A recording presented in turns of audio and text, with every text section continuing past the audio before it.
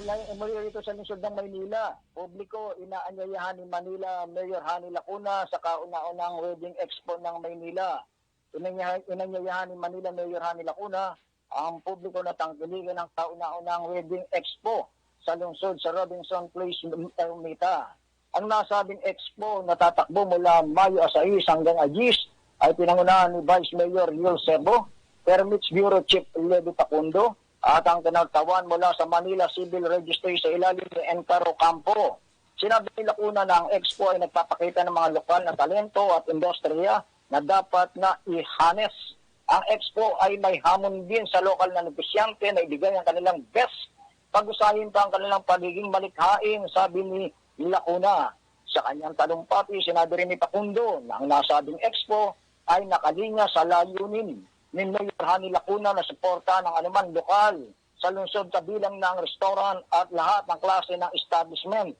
Pinasalamatan ni Pacundo ang Robinson's Management sa pagpapairam ng espasyo at sinasabing matagal na plano ang exhibit para wala silang makitang lugar na akma para dito para umusad ang proyekto.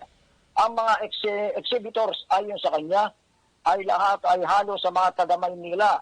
At dinagdag pa niya ang inuutos mismo ng alkalde sa Manila Civil Registry nang maglagay ng booth sa lugar upang matulungan ang nangangailangan ng gabay para sa kanilang kailangan sa marriage requirements.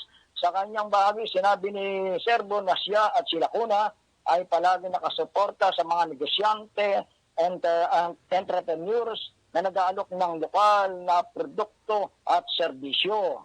Itinanghal ng expo ang mga establishment na nag-aalok ng wedding services tulad ng venues, clothings, makeup, wedding rings, and paraphernalias, catering, and souvenir kabilang na ang photo booths at 360 degrees. Binigyan din ni Serbo na maliban sa pagpipicture ng nasabing establishment, ang kanilang inaalok, ang expo ay para tumulong din sa may kakasal upang maging punong-puno ang alaala ng kanilang pag-iisang dibdib. Ang expo na ito ay isa ring pagdiriwang ng talento, simbolo ng damdamin, dedikasyon sa lahat na nagnanais makalikha na di malilimutang araw para sa mga taong nais pagdiwang ang kanilang pagmamahalan. Di lamang sila tutulong sa pagdiriwang ng pag-ibig o pag-ibig, pangako at bagong simula. Ito ang pagdiriwang din ng talento, simbolo ng damdamin at dedikasyon sa di malilimutang araw ng mga taong mag-iisang dibdib sa Serbo. Ito ang iyong kabalikat kay Junang Sures nag-uulat sa Kakampi Online number 8, Jude Ansures.